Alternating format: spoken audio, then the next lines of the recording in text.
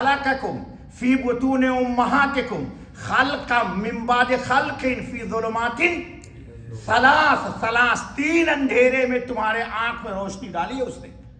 जो बड़ा माई का पूत है, आईटी वाले को ला इधर को, किसी उल्लू को जो टॉपर आईटी वाला ला मेरे पास यहाँ, उसको पूछ के मोबाइल बगैर तू किसी दो चार्जर पावर के चार्ज कर देगा तो बता, मैं समझता हूं तू बाप का बेटा है। ले आ पकड़ के आईटी वाले को, ला मेरे पास। तुम्हें बड़े बड़े लोग हो जिनको दिमाग में गल होगा मैं आईटी का बंदा हूं, लेकिन मां की पेट में तुम्हारे आंख में उसने रोशनी डाली है और बगैर किसी पावर के डाली है। क्यों? अल्लाह नूर समावात, वो खुद नूर है, उसको किसी रोशनी की जरूरत नहीं है। तुम तो अल्लाह को पहचानते ही नहीं, न किसी ने तुमसे अल्लाह का तारुफ कराया है आज तक। पत्थर का तमाम मार्केटिंग वाला लड़का होगा, कितना यहाँ MBA, मोबाइल की दुनिया में 1000 झूठ बोलता है, ये फंक्शन है, ये है, ये है, ये है, ये है, ये। और उसी को कहो कि बेटा आ जा जरा मस्जिद में, इधर खड़ा हो इमाम साहब के पास, अल्लाह का तारुफ करा, जरा मार्केटिंग कर, तो कहेगा वेरी सॉरी, वेरी सॉरी। ये काम आप कीजिए तो कब्र में मैं ही जाऊंगा या तू भी जाएगा? तो अल्लाह पूछेंगे तूने मार्केटिंग की थी मोबाइल की, मेरी मार्केटिंग की थी कभी तूने? ये जबान तुमको मैंने इसीलिए दिया था कि रात में पराठा खा, सुबह में बाथरूम में जा, इसीलिए दिया था तुमको मैंने, कि जबान इसलिए दी थी कि कुछ अल्लाह का भी तारुफ करा जी। तो ये काम कौन करेगा? तो रात में आज दुआ मांगो, अल्लाह से गिरगिरा के बिलबिला करके, हेखड़ी मत दिखलाना। मैं अक्सर कहा करता हूं, अब तो मैं बीमार हूं, कि हीरो बनोगे अल्लाह के सामने तो वो तुमको जीरो कर देगा। अल्लाह के सामने जीरो बनो, जीरो, तो वो तुमको हीरो कर देगा। हाँ देखो, 1 है, 1 के राइट में अगर 0 लगाओगे तो कितना बनेगा? और 1 लिखो और लेफ्ट में लगा दो 0, कितना बनेगा? उस 0 का कोई एतबार नहीं है, उस 0 का। और 1 लगाया, राइट में 1 लगाया तो 10, और एक और लगा दिया तो सीधे 100, और एक और लगा दिया तो सीधे 1000 पे चला गया वो। तो अपने को 0 लगाओ, 0 1 के सामने, तो तुम्हारी कीमत बढ़ती चली जाएगी। और बाईं तरफ जब लगाओगे तो कुछ नहीं मिलेगा। तो इसलिए दोस्तों, आज की रात वसूल लेनी। अब आखिरी बात सुनो, थक जाता हूं, मैं बीमार हूं। रात में आज वजू करना, उठना, उठ करके जो कुछ इबादत करना है सब करना। नमाज पढ़ने से पहले ये गुड़ सिखला देता हूं, गुड़, मैं पिंड आदमी हूं, गुड़ सिखलाता हूं, गुड़ दुआ कबूलियत का। मसले पे खड़े हो जाना,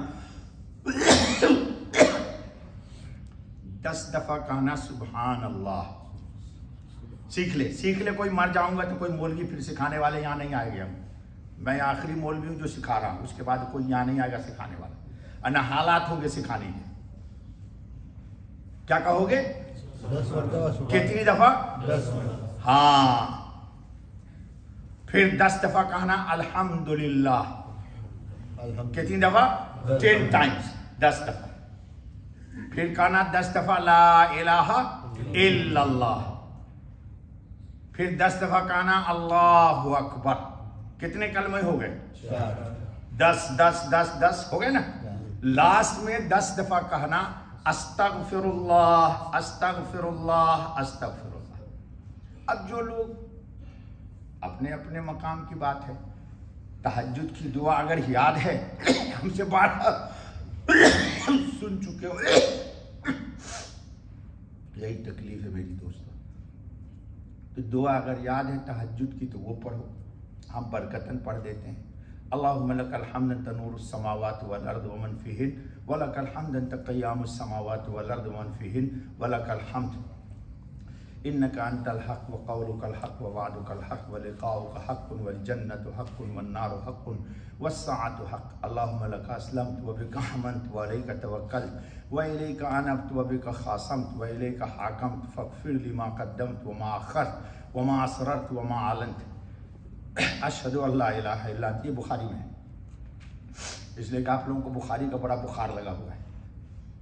دوسری دعا امام مسلم نے نقل کی ہے، اللہم رب جبرائیل و میکائیل و اسرافیل فاطر السماوات والارض عالم الغیب والشہادہ انت تحکم بین عبادک فیما کانوا فیہ یختلفون اہدنا لما اختلف فیہ من الحق باذنک انک تہدی من تشاء الی صراط مستقیم۔ یہ یاد ہو تو یہ پڑھنا نہیں یاد ہے تو اس کے بعد جو استغفر اللہ 10 دفعہ کہا تو نیت باندھو، اور نیت باندھ کے اپنی سہولت سے اطمینان سے نماز پڑھو۔ آپ لوگوں کو میں دیکھتا ہوں آپ لوگ ایمرجنسی میں رہتے ہر وقت، ایوری ٹائم مسجد سے گئے تو ریلیکس لائف، اور مسجد میں آئے تو ویری ویری بگ ایمرجنسی۔ کیسے پڑھتے ہو؟